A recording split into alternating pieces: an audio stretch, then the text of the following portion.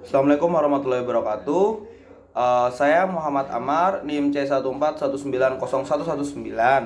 Pada video kali ini saya akan mereview materi pertemuan kedua sampai pertemuan ke-11 mata kuliah Fisiologi Reproduksi Organisme Akuatik. Yang pertama ada ciri seksual primer dan sekunder. Ciri seksual primer merupakan ciri seksual yang berhubungan secara langsung dengan organ-organ reproduksi dan hormon-hormon yang mempengaruhinya, seperti testis dan ovari. Sedangkan ciri seksual sekunder adalah ciri kelamin yang dapat ditandai dengan melihat ciri-ciri fisik untuk membedakan ikan jantan dan betina, yaitu dimorfisme seksual dan dikromatisme seksual. Ciri seksual primer pada ikan lele ditandai dengan adanya alat kelamin berupa papila atau tonjolan, sedangkan ciri seksual sekunder pada ikan lele ditandai dengan ukuran tubuh ikan lele lebih ramping. Yang kedua ada organ reproduksi. Organ reproduksi alat kelamin atau gonad pada ikan jantan meliputi kelenjar kelamin yang disebut testis dan saluran kelamin. Testis merupakan organ reproduksi pada jantan yang umumnya berjumlah sepasang. Pematangan gonad. Perkembangan gonad ikan dibagi menjadi dua tahap. Yang pertama, tahap pertumbuhan gonad sampai ikan menjadi dewasa. Yang kedua, tahap pematangan gonad.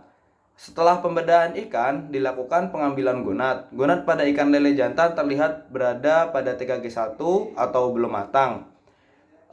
Selanjutnya ada diameter telur dan fekunditas.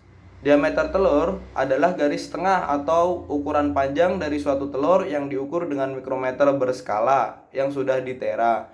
Pada ikan avertebrata sering dijumpai distribusi diameter telur bimodal atau dua modus, yaitu modus pertama terdiri dari telur belum matang gonad dan modus kedua terdiri dari telur matang.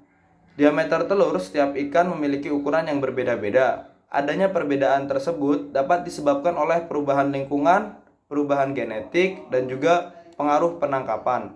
Selanjutnya ada fekunditas. Fekunditas merupakan jumlah telur yang dikeluarkan oleh ikan dalam rata-rata masa hidupnya.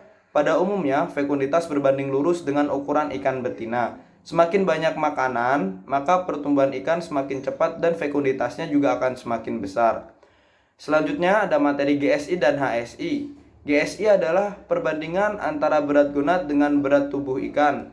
HSI adalah perbandingan bobot hati dan bobot tubuh ikan. GSI dihitung menggunakan rumus GSI sama dengan 100 dikali berat gonad dibagi berat badan. HSI sendiri dihitung menggunakan rumus HSI sama dengan 100 dikali berat hati dibagi berat badan. Peningkatan GSI menunjukkan perkembangan oosit yang berisi vitelin. Vitelin adalah kuning telur, komponen utama oosit yang sedang berkembang. Selanjutnya adalah materi induksi hormon. Pemberian hormon dapat dilakukan dengan 3 cara. Yang pertama penyuntikan, yang kedua oral, dan yang ketiga perendaman. Pada video praktikum yang telah dilakukan dapat dilihat bahwa pemberian hormon pada lele jantan dilakukan dengan teknik penyuntikan.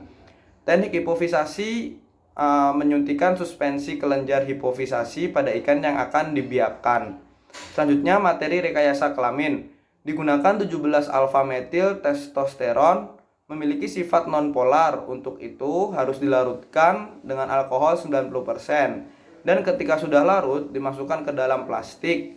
Lalu dilakukan aerasi selama 1 jam untuk memastikan alkohol menguap. Kemudian larva boleh dimasukkan setelah 1 jam itu. Selanjutnya ada materi teknik bioassay. Bioassay atau dikenal juga uji hayati merupakan suatu tes yang digunakan untuk mengukur efek bahan pencemar terhadap suatu organisme. Dapat memberikan respon lengkap organisme, uji terhadap senyawa yang ada dalam air, dan dilakukan juga untuk menentukan toksisitas dari suatu bahan kimia. Menggunakan metode ELISA atau Enzyme Linked Immunosorbent Assay. Untuk pengukuran konsentrasi estradiol yang berperan pada pematangan gonad, merangsang sintesis fitolegenin di hati sebagai prekursor yolk untuk menyongkong pertumbuhan oosit. Yang terakhir ada preservasi sperma atau pengawetan sperma sehingga dapat digunakan sewaktu diperlukan. Dalam pengawetan sperma dibutuhkan larutan extender yang berfungsi untuk melindungi sperma terhadap kerusakan akibat pendinginan yang cepat. Bahan pengencer digunakan untuk mengurangi aktivitas spermatozoa sehingga menghambat pemakaian energi dan memperpanjang hidup sperma itu sendiri. Sekian video dari saya, kurang lebihnya mohon maaf. Wassalamualaikum warahmatullahi wabarakatuh.